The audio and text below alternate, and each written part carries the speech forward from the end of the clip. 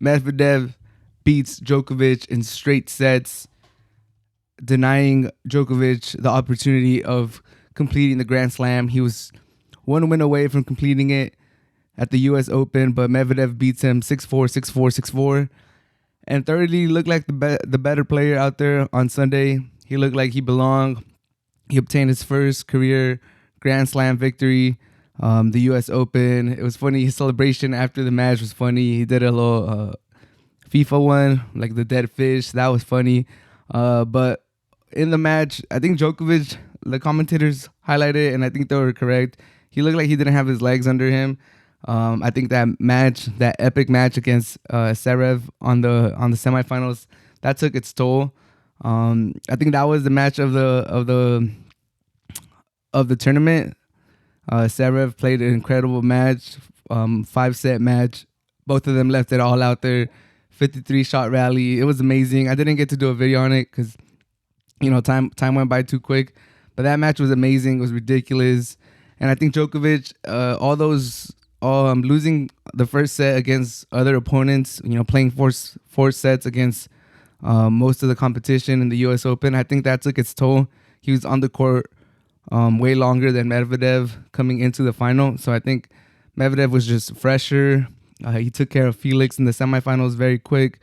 And Djokovic, he took care of Zverev, but it took him a while. It was an extraordinary effort that he put forth on that match, and I think it caught up to him. I also think there was a lot of pressure in Djokovic. I've highlighted it on this channel, on this podcast. I've been one of the ones that have always, highlighted Djokovic's mental strength, his mental capability. It's ridiculous how he's able to just focus and get through sets, get through matches. But I think there was a lot of pressure. Even after the match with Zverev, he said that he was going to treat this match as if it was the last match of his career. And, a lot of us were, just highlighted like, okay, that just means, it's an important match. Like, he's giving it the importance that it needs. But if you think about it, if you play like it's the last match of your career, that's a lot of pressure. That's a lot of pressure. And I think it got to him. He wasn't playing his best.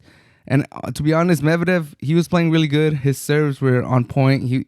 He kept switching up. He kept going wide. He kept going down the line. So Medvedev, his serves were on point. Djokovic could not get a read on them. Medvedev got some easy points, and he won most of the longer rallies. But I don't think Medvedev played like his super cleanest game ever. There was a lot of drop shots that Medvedev did not hit properly. He gave Djokovic a chance to get a good return on it, and for some reason, Djokovic just kept messing them up. But they were either getting long, or he tried to do some chip shots that weren't there, and Medvedev, finished the point. But that just gave me like a realization that, Djokovic, that was not him. That was not him out there. I think the pressure got to him, and understandably so. Like, a Grand Slam has not been done. A male Grand Slam has not been done since 1969.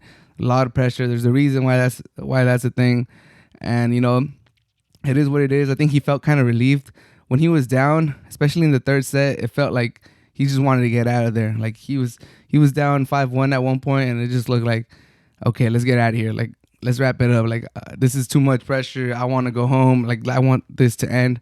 But to his credit, the New York crowd did back him up. They were cheering for him. They were rooting him on. They were being loud. They kind of got Medvedev startled a little bit. He served he served for the match. He had a championship point. He couldn't close it. And then Djokovic held his serve twice. Made it interesting in the third set. Made it 5-4. But Medvedev, closed it out 1-6-4 in straight sets and thoroughly deserved it. And I was happy for Djokovic because usually he's the villain. A lot of people like to root for the underdog when it's Djokovic playing, and especially these U.S. crowds. So Djokovic did talk about how the crowds was in his favor, and they really it brought him a lot of joy that the New York crowd for once was actually behind him and they were rooting for him.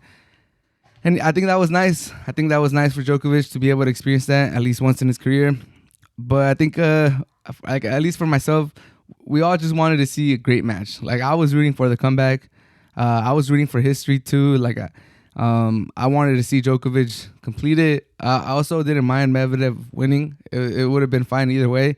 But I did want to see another like great match like we saw with Djokovic against Zverev. I wanted to see a great match. So when there was an inkling or like there was a chance that Djokovic was starting to get some momentum in the third set, I was getting excited. I was like, hopefully he could you know force a tiebreak or something and win the set, and then we got ourselves a match.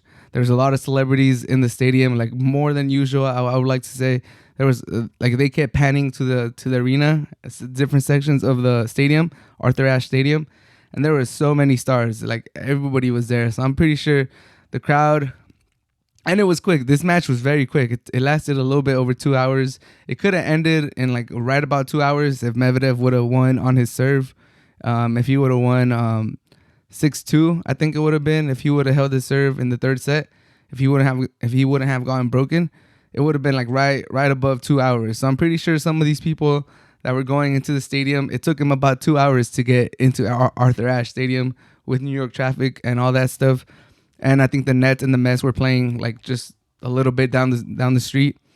So I'm pretty sure some of these people, it took them 2-3 hours. That they were pre-gaming, they were doing some other stuff that lasted more than the 2.5 hours that this match lasted. So I think that had to do a little bit with it. But I'm happy that Djokovic, got to feel how it feels to have that New York crowd behind you. It did seem that it gave him a little bit of he like his intensity went up, his game went up a little bit. He changed shirts. I think that helped him out a little bit too for some odd reason. But in the end, I think Djokovic was just tired. It was a tough draw. There was a lot of pressure to get the Grand Slam. Everybody was talking about it, and not just the Grand Slam. He was going to go for the first of the big three to get to 21, the first to do a Grand Slam, a calendar Grand Slam. There was a lot of stuff going on. But unfortunately for him, he does not get it.